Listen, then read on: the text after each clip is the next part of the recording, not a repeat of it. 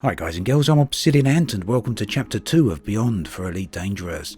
Now I'm here taking a look at one of the new ships. This of course is the Krait. The other ship is the Challenger, which I'll be taking a look at another time. Now this isn't a full-on review, perhaps that'll be another thing for another day. For now, this is just a first impressions video, so a quick run through of the Krait itself, and then a bit of a look at the new installation interactions, and then we'll have a look at a bit of combat perhaps. So right there is a bit of a run through of the build I've got. If you want to check it out, then do go back and pause the video and you'll know exactly what I've got equipped. The ship isn't fully engineered. Some of the stuff is only engineered to grade 3, other stuff is not engineered at all, but the plan is to get it fully engineered eventually. Now you'll be no doubt aware by now that the Krait has 3 large hardpoints and 2 medium ones. I've got 2 beam lasers equipped and 1 pulse laser and 2 multi-cannons underneath. All of the weapons are fully engineered. This is a civilian outpost. You can get here, it's in the Sirius system, or no it's not, it's in the Alpha Centauri system, right nearby to the Gnosis in fact. And the Gnosis of course is the player group Cannon's megaship. So, what can we do here? Well, you may remember when Chapter 1 came out, we got the ability to interact directly with the megaships themselves by hacking them, or disabling turrets, or even using hatch limpet breakers on cargo bays. So we can now do the same thing with installations. So there's plenty of installations dotted around the galaxy, but if you want a list of some of them, then there is a link below, which will show you how to find a few of them. Now unfortunately there's no missions to come out to these places, so you will have to come here yourself and decide what you want to do. Do you want to hack a comms array, or do you want to hack some cargo hatches and steal the goodies therein? Now to do that you will need the data scanner that's on your ship, and you will also need a hatch breaker module. The big question is though, is this worth it? What sort of rewards can we find inside the cargo bay here? Is it going to make us rich, or is it going to make us shrug and wonder what the fuss is all about? The thing is, back with the megaships, the cargo really wasn't worth it. If you were lucky though, some materials did come out and the materials could make it a little bit worthwhile.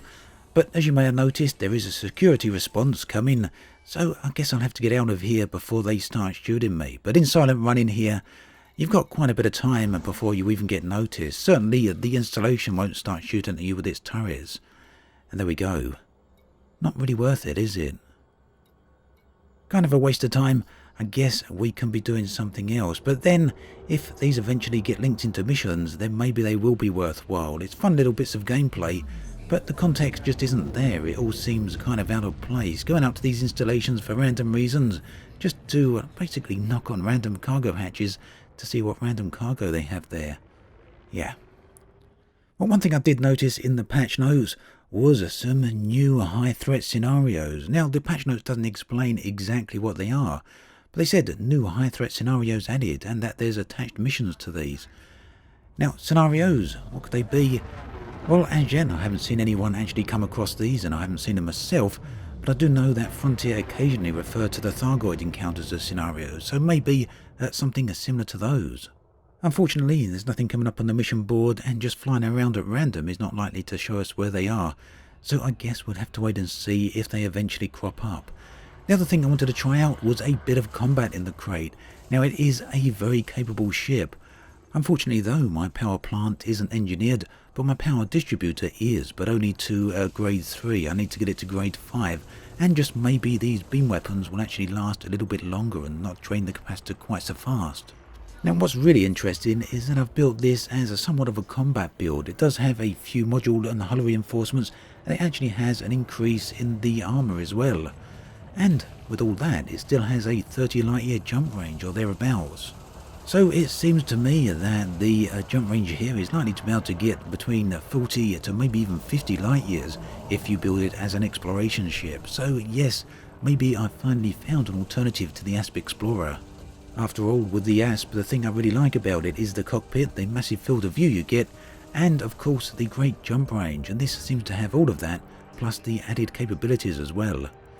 Now I did get a bit of a bounty out here, so I wanted to test out another new feature, which is the ability to hand yourself in at a local station. So all I had is a 200 credit bounty, and traditionally what that's meant is that we had to go off to find an interstellar factor to get that paid off. So we've now got an alternative. You can see we're still in anonymous protocol access even, and yes, handing in the bounties works, Nothing else does, but we do have the ability to hand ourselves in, just as I said, so let's see how this works. We of course have to pay off the 200 credit fine, or the 200 credit bounty rather, and we then get transferred to a detention facility. Fortunately, this particular detention facility is very close to Seoul, just a few dozen light years or a dozen light years or so easier to make it in this Krait. The other side of it, of course, is that, well, some detention facilities are a very long way away from your current location, so handing yourself in may not be the best of options. In either event, you can only hand yourself in if you don't have any notoriety. And incidentally, in the latest update, notoriety actually decreases while you're dogged, so I'm sure there's going to be plenty of people out there that will leave the game logged in overnight just to get rid of their notoriety. At any rate, there's a very quick look at the Krait and the installation interactions. I'll be back very soon with some more videos. As always, thanks for watching, and I'll catch you guys and girls next time.